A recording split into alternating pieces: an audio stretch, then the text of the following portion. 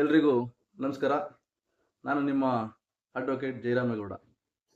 ಏನಿವತ್ತು ತಮ್ಮ ಮುಂದೆ ಒಂದು ಹೊಸ ವಿಚಾರವನ್ನು ತಗೊಂಡು ಬಂದು ವಿಚಾರವನ್ನು ಪ್ರಸ್ತಾಪ ಮಾಡಲಿಕ್ಕೆ ನಾನು ಇಚ್ಛೆ ಪಡ್ತಾ ಇದ್ದೀನಿ. ಯಾರು ಇನ್ನು ನಮ್ಮ ಚಾನಲ್ಗೆ ಸಬ್ಸ್ಕ್ರೈಬ್ ಆಗಿಲ್ಲ, ಬೇಗ ಬೇಗ ಸಬ್ಸ್ಕ್ರೈಬ್ ಆಗಿ. ಮತ್ತೆ ಈಗ ನಾವು ಹೇಳ್ತಿರುವಂತಹ ವಿಚಾರ ಸಮಾಜದಲ್ಲಿ ಬದುಕ್ತಾ ಇರುವಂತಹ ಎಲ್ಲಾ ನಾಗರಿಕರಿಗೂ ಉಪಯುಕ್ತವಾಗುವಂತಹ ಒಂದು ವಿಚಾರ. ಕೆಲವು ವೀಕ್ಷಕರು ಕೇಳ್ತಾ ಇದ್ರು, ಸ್ಟೇ ಅಂದ್ರೆ ಏನು, ಆ ವಿಚಾರದ ಬಗ್ಗೆ ವಿಡಿಯೋಗಳನ್ನ ಮಾಡಿ ಅಂತ ಕೇಳ್ತಾ ಇದ್ರು. ಸ್ಟೇ ಅಂತ ಇಂಗ್ಲಿಷ್ ನಲ್ಲಿ ಕರೀತಾರೆ, ಕನ್ನಡದಲ್ಲಿ ತಾತ್ಕಾಲಿಕ ತಡೆಯಾಜ್ಞೆ. ಅಂದ್ರೆ ಯಾವುದೇ ಒಬ್ಬ ವ್ಯಕ್ತಿ ತನ್ನ ಆಸ್ತಿಗೆ ಸಂಬಂಧಿಸಿದಂತೆ ತನ್ನ ಹೆಸರಲ್ಲಿರುವಂತ ಮನೆ ಇರ್ಬೋದು, ಜಮೀನ್ ಇರ್ಬೋದು, ಸೈಟ್ ಇರ್ಬೋದು, ಇನ್ನಿತರ ಆಸ್ತಿಗಳಿಗೆ ಸಂಬಂಧಪಟ್ಟಂತೆ ತನ್ನ ಹೆಸರಲ್ಲಿರ್ಬೋದು, ತನ್ನ ತಂದೆ ಹೆಸರಲ್ಲಿರ್ಬೋದು, ಇರುವಂತಹ ಆಸ್ತಿಗೆ ಸಂಬಂಧಿಸಿದಂತೆ ಬೇರೆ ವ್ಯಕ್ತಿಗಳಿಂದ ಆ ಜಮೀನಿನ ಮೇಲೆ ಆಕ್ರಮಣವಾಗುತ್ತಿದ್ದು ಅಥವಾ ಯಾವುದೇ ಒಂದು ಕಟ್ಟಡವನ್ನ ನಿರ್ಮಾಣ ಮಾಡುತ್ತಿದ್ರೆ, ಇಲ್ಲ ಆಸ್ತಿಯ ಸ್ವರೂಪವನ್ನ ಬದಲಾವಣೆಯನ್ನ ಮಾಡಲಿಕ್ಕೆ ಯಾರಾದರೂ ಮೂರನೇ ವ್ಯಕ್ತಿಗಳು ಪ್ರಯತ್ನ ಪಡ್ತಿದ್ರೆ, ಅಂಥ ಸಮಯದಲ್ಲಿ ಆಸ್ತಿಗೆ ಸಂಬಂಧಿಸಿದ ಮಾಲೀಕ ಅಥವಾ ವಾರಸುದಾರರು ತಮ್ಮ ವ್ಯಾಪ್ತಿಯಲ್ಲಿ ಬರುವಂಥ ನ್ಯಾಯಾಲಯಕ್ಕೆ ದಾವೆಯನ್ನು ಸಲ್ಲಿಸಿ ತಾತ್ಕಾಲಿಕವಾಗಿ ಯಾವುದೇ ಕಾರ್ಯಗಳನ್ನು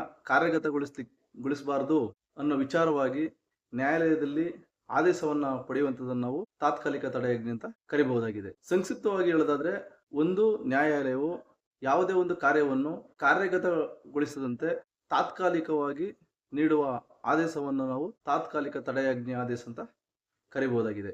ಏನು ಈ ಸ್ಟೇ ಅಂತ ನಾವು ಕರಿತೀವಿ, ಈ ಸ್ಟೇ ಅನ್ನುವಂಥದ್ದು ಇದೇ ಅಂತಿಮ ಆದೇಶ ಆಗಿರೋದಿಲ್ಲ. ಏನು ತಾತ್ಕಾಲಿಕವಾಗಿ ಆ ಆಸ್ತಿಗೆ ಯಾವುದೇ ಕಾರ್ಯಗಳನ್ನ ಮಾಡದಂತೆ ನೀಡುವಂತ ಒಂದು ಆದೇಶ ಅಂತ ಈಗಾಗಲೇ ಹೇಳಿದ್ದೀನಿ. ಮತ್ತೆ ಇದು ಏನು ಅಂತಿಮವಾಗಿ ನ್ಯಾಯಾಲಯ ಒಂದು ದಾವೆಗೆ ಸಂಬಂಧಿಸಿದಂತೆ ಅಂತಿಮವಾಗಿ ಜಡ್ಜ್ಮೆಂಟ್ ನೀಡೋವರೆಗೂ ಕೂಡ ಈ ಸ್ಟೇ ಆರ್ಡರ್ ಅನ್ನೋದನ್ನ ನಾವು ಮುಂದುವರಿಸಿಕೊಂಡು ಹೋಗ್ಬೋದಾಗಿದೆ. ಈ ಸ್ಟೇ ಆರ್ಡರ್ನ ಪಡಲಿಕ್ಕೆ ಅಂದ್ರೆ ತಾತ್ಕಾಲಿಕ ತಡೆಯಾಜ್ಞೆ ಪಡಲಿಕ್ಕೆ ಏನೇನು ನಮಗೆ ಮಾಹಿತಿಗಳು ಬೇಕಾಗ್ತವೆ, ಏನೇನು ದಾಖಲಾತಿಗಳು ಬೇಕಾಗ್ತವೆ ಅಂತ ಹೇಳಿದ್ರೆ, ಒಂದು ಆಸ್ತಿಗೆ ಸಂಬಂಧಿಸಿದಂತೆ ಯಾವುದೇ ಒಬ್ಬ ವ್ಯಕ್ತಿಗೆ ಆ ಆಸ್ತಿಯು ವಿಭಾಗದ ಮೂಲಕ ಇರ್ಬೋದು, ಮತ್ತೆ ದಾನಪತ್ರದ ಮೂಲಕ ಇರ್ಬೋದು, ಇಲ್ಲ ಕ್ರಯಪತ್ರದ ಮೂಲಕ ಇರ್ಬೋದು, ಇನ್ನಿತರ ಬೇರೆ ಬೇರೆ ಮೂಲಗಳಿಂದ ಆಸ್ತಿಗಳು ತಮ್ಮ ಹೆಸರಿಗೆ ಬಂದಿರ್ತವೆ. ಆಸ್ತಿಗೆ ಸಂಬಂಧಿಸಿದ ಮೂಲ ದಾಖಲಾತಿಗಳು ಮತ್ತು ತಮ್ಮ ಹೆಸರದ ಟೈಟಲ್ ಡೀಡ್ನ ಇಟ್ಕೊಳ್ಬೇಕಾಗ್ತದೆ. ಮತ್ತೆ ಆ ಆಸ್ತಿನಲ್ಲಿ ಎಷ್ಟು ವರ್ಷದಿಂದ ನೀವು ಆಸ್ತಿನ ಅನುಭವಿಸ್ತಾ ಇದ್ದೀರಾ, ಮತ್ತೆ ನಿಮಗೆ ಆಸ್ತಿ ಹೇಗೆ ಬತ್ತು ಅನ್ನೋ ದಾಖಲಾತಿಗಳನ್ನ ನಾವು ಕ್ರೋಢೀಕರಣ ಮಾಡಬೇಕಾಗ್ತದೆ. ಮತ್ತೆ ಆಸ್ತಿಗೆ ಯಾವುದಾದ್ರೂ ಮೂರನೇ ವ್ಯಕ್ತಿ ಅತಿಕ್ರಮವಾಗಿ ಪ್ರವೇಶ ಮಾಡಿದ ಸಮಯದಲ್ಲಿ ಏನಾದ್ರೂ ಅಲ್ಲಿರುವಂಥ ಕಟ್ಟಡವನ್ನ ವಿರೂಪಗೊಳಿಸುತ್ತಿರ್ಬೋದು, ಇಲ್ಲ ಆಸ್ತಿಯನ್ನು ಕಬಳಿಸ್ತಿರುವಂತಿರ್ಬೋದು, ಇಲ್ಲ ಆಸ್ತಿಗೆ ಅಕ್ರಮವಾಗಿ ಏನು ತಡೆಗೋಡೆಗಳನ್ನ ನಿರ್ಮಾಣ ಮಾಡ್ತಾ ಇರುವಂಥದ್ದು, ಇಲ್ಲ ಅಂದರೆ ಕಾಂಪೌಂಡ್ಗಳನ್ನ ನಿರ್ಮಾಣ ಮಾಡ್ತಾ ಇರುವಂಥದ್ದು ಇರ್ಬೋದು, ಇನ್ನಿತರ ಯಾವುದೇ ಕಾರ್ಯಚಟುವಟಿಕೆಗಳನ್ನ ಮಾಡ್ತಾ ಇದ್ದ ಸಂದರ್ಭದಲ್ಲಿ ಅದಕ್ಕೆ ಸಂಬಂಧಪಟ್ಟಂತ ದಾಖಲಾತಿಗಳನ್ನ ನ್ಯಾಯಾಲಯಕ್ಕೆ ಸಲ್ಲಿಸಬೇಕಾಗ್ತದೆ. ಒಂದು ವೇಳೆ ನಾವು ಸಲ್ಲಿಸಿರುವಂಥ ದಾಖಲಾತಿಗಳು ಸರಿಯಾಗಿದೆಯಾ, ಸಲ್ಲಿಸುವಂಥ ದಾಖಲಾತಿಗಳಲ್ಲಿ ಸತ್ಯಾಂಶ ಇದೆಯಾ ಅನ್ನುವಂಥದ್ದನ್ನ ಕೋರ್ಟು ಮನವರಿಕೆ ಮಾಡಿಕೊಂಡು ಇವ್ರಿಗೆ ಸ್ಟೇ ಕೊಡಬೇಕಾ, ಸ್ಟೇ ಕೊಡದೇವರು ಏನಾಗುತ್ತೆ, ಮೂರನೇ ವ್ಯಕ್ತಿಗಳಿಂದ ತೊಂದರೆ ಆಗುತ್ತೆ ಅನ್ನೋದೆಲ್ಲನೂ ಕೂಡ ನ್ಯಾಯಾಲಯ ಗಮನಿಸ್ತದೆ. ಮತ್ತೆ ಈಗ ನಾನು ಹೇಳಿದೆ, ಇಲ್ಲಿವರೆಗೂ ವಿಚಾರನ ಹೇಳಿದೆ, ಸಂಕ್ಷಿಪ್ತವಾಗಿ ಹೇಳಿದೆ.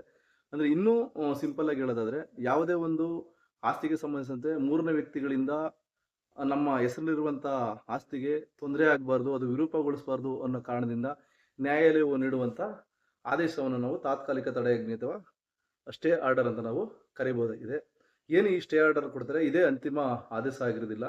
ಇದು ಏನು ನ್ಯಾಯಾಲಯ ಎರಡೂ ಪಕ್ಷಗಾರರ ಅಂದ್ರೆ ವಾದ ಮತ್ತೆ ವಿವಾದಗಳನ್ನ ಎರಡೂ ಕೂಡ ಆಲಿಸಿ ಅಂತಿಮವಾಗಿ ಫೈನಲ್ ಆಗಿ ಜಡ್ಜ್ಮೆಂಟ್ನ ನೀಡುತ್ತದೆ.